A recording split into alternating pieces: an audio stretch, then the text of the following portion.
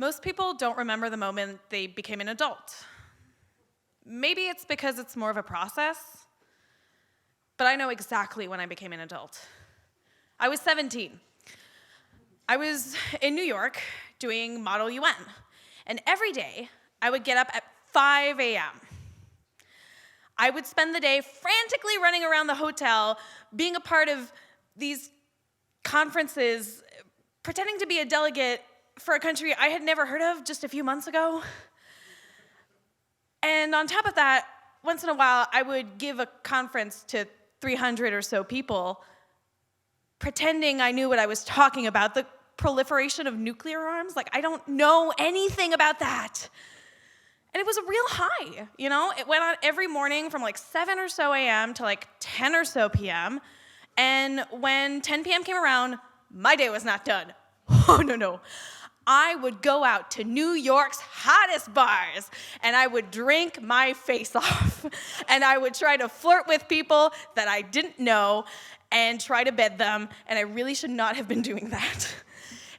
It's so great, you know, I'm here dancing on a table, and there's rainbow lights and disco balls, and you know what, guys? Next round's on me! It's so great.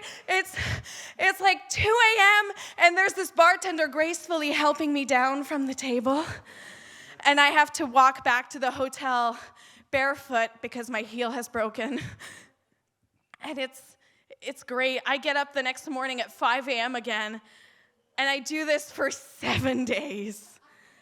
And I won't lie, Phi Center, it is the best fucking week of my life.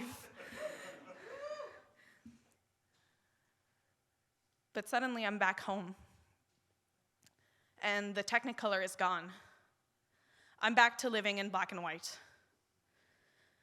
I'm back home, and I live with my mom on a condo on the south shore of Montreal where dreams go to die.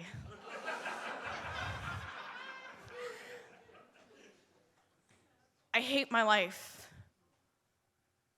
I hate myself. I don't really come out of my room much. It's pretty dark in there. I don't open the lights or the blinds. I've lost appetite for food and for life. I don't really take showers much. And I'm lonely. I'm craving the presence of someone. No, not someone. My mom. My mom, who is just on the other side of that door. I'm just a kid, and these emotions are larger than life, and all I want is for my mom to come in and make it all better.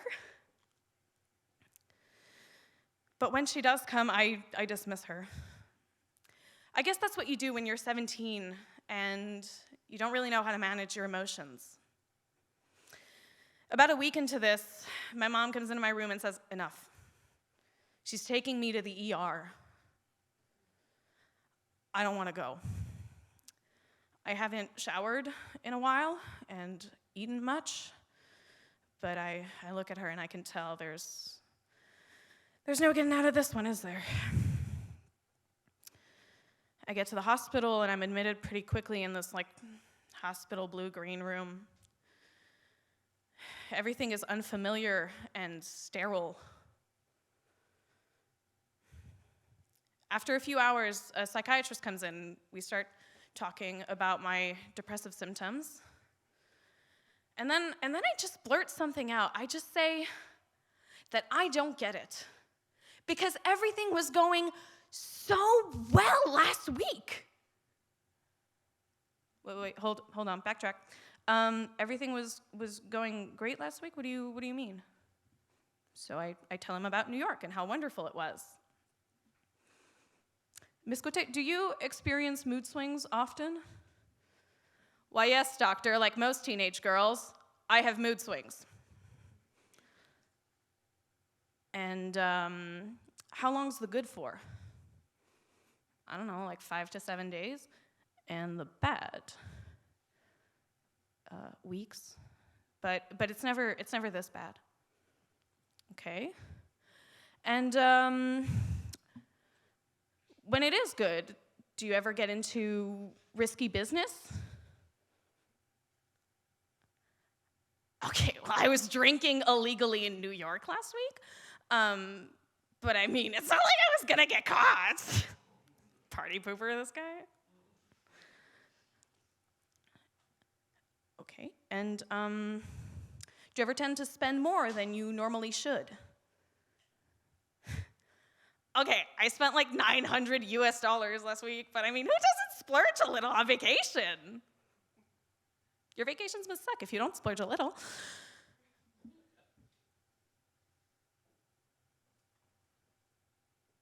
Miss, I don't think you're depressive. I lose my shit. I start yelling at this man that I am fucking depressive. You know what? I am so depressive that I want to kill myself, so much so that I've brought myself here. And you know what? This is why we don't talk about mental health, because we always get dismissed. And I wasn't done. I don't think you're depressive. Pretty sure you're bipolar. Oh. And I can't quite explain what happens after. I lost notion of time and space. The room was spinning around me, and I was trying to catch up all to it, and I couldn't. And while I was trying to process what he just told me, he starts going on and on about what this means for me medically, you know? He's like, you're never gonna really get rid of this. You're gonna need to go on medication and take it all the time. And also, you know, diet and exercise are really important. They really affect mood swings. And he's going on and on about the side effects of my medication. There are a lot. And I just feel the weight of the world on me. And in the back of my mind, I had bipolar reminding me, I was never really gonna shake this feeling. That's how I became an adult. I had to start taking antipsychotics. I was used to living life in like extremes, and it kind of dulled it up. It made it beige. I wanted my life to be rainbow, like in New York.